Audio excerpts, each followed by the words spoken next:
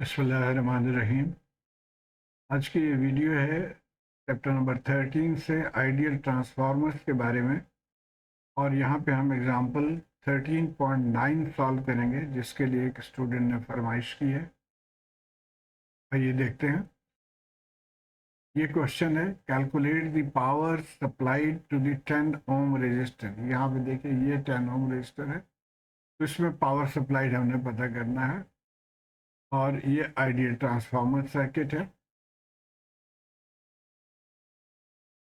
तो सबसे पहले ध्यान में रहे कि पावर सप्लाइड हमने मालूम करना है, और पावर सप्लाइड के लिए हमें क्या मालूम करना होगा। ये फॉर्मूला हमें है, power is I square R. यहाँ पे आई टू है, आई स्क्वायर इंटू आर या 10। तो इसका मतलब ये हुआ कि हमें आई टू मालूम करना है इस सर्किट से। जो एक चीज़ ध्यान में रहे कि इससे पहले जो हम क्वेश्चन सॉल्व करते रहे, जैसे 13.8 है, तो वहाँ पे ये ट्रांसफार्मर कंप्लीटली सेपरेट हैं, दोनों प्राइमरी और सेकेंडरी लिंक्ड नहीं है। और इसका तरीका हम ये करते थे कि सेकेंडरी में जो लोड है उसको हम ट्रांसफॉर्म करके प्राइमरी साइड पे लेकर आ जाते हैं, जैसे यहाँ पे किया हुआ, और फिर इस सर्किट को सॉल्व करते हैं।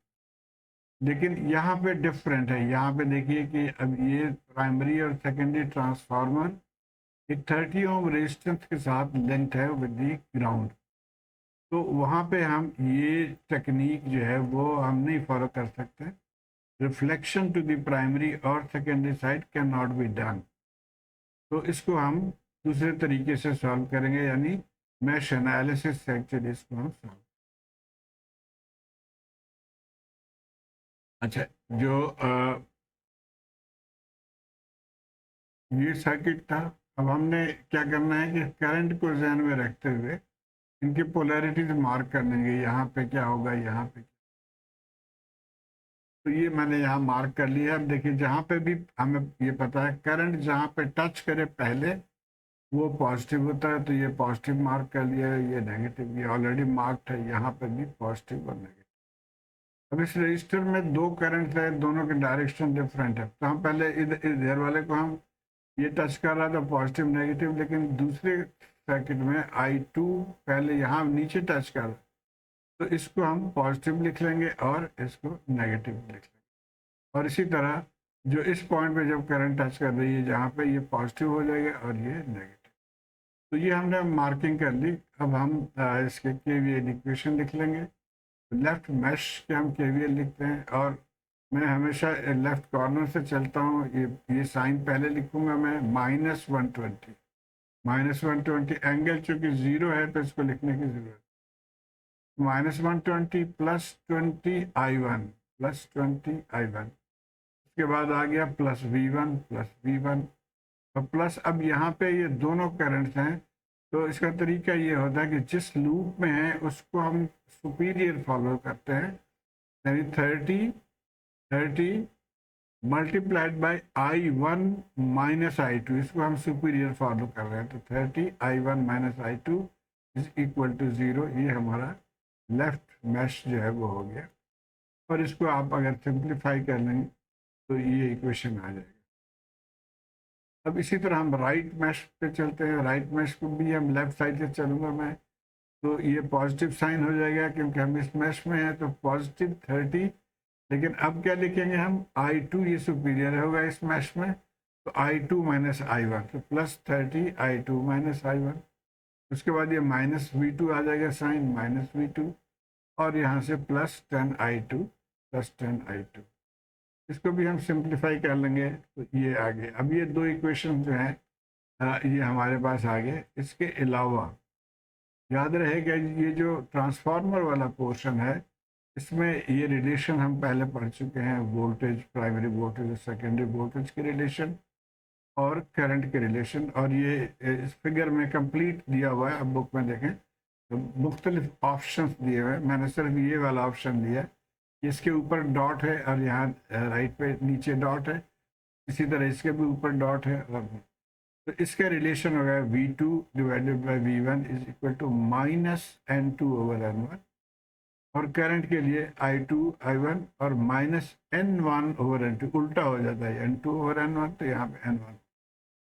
तो इस रिलेशन को हमने यहाँ पे यूज करना है। तो ट्रांसफार्मर के रेशियो देखिए 2:1 दिया हुआ है, तो V2 ओवर V1 क्या हो जाएगा 1/2 और माइनस साइन, तो ये एक रिलेशन हमारा आ गया वोल्टेज का।